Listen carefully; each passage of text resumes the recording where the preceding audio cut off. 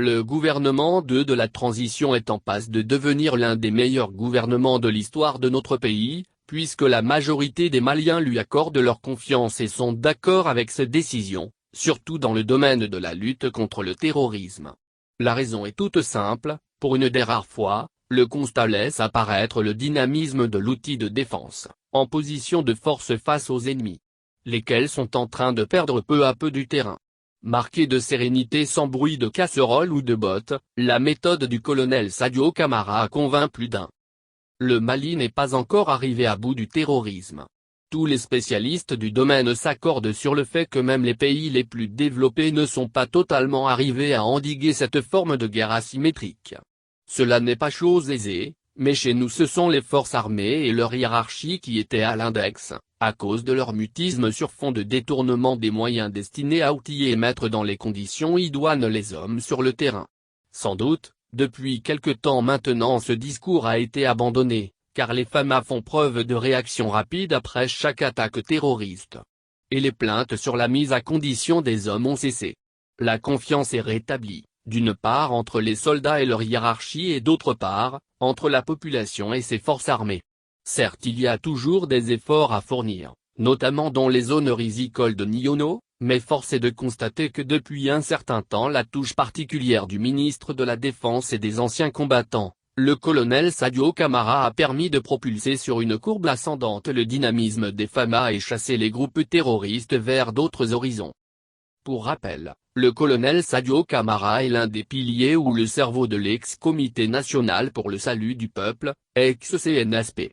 Doté d'un sens de leadership avéré et de patriotisme, il force le respect dans l'armée et au sein du gouvernement de la transition. De même, auprès des partenaires à notre pays. Il a su marquer de toutes ses empreintes certaines situations.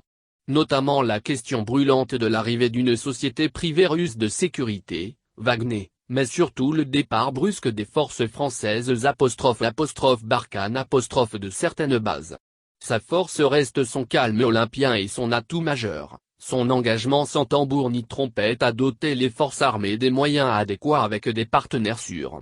Toute chose qui fait de lui d'ailleurs l'un des jeunes officiers supérieurs les plus respectés de la place, au-delà de son portefeuille ministériel.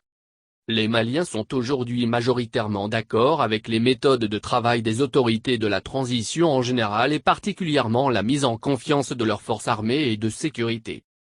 Grâce à la détermination et le travail de fourmi du ministre Camara et ses hommes.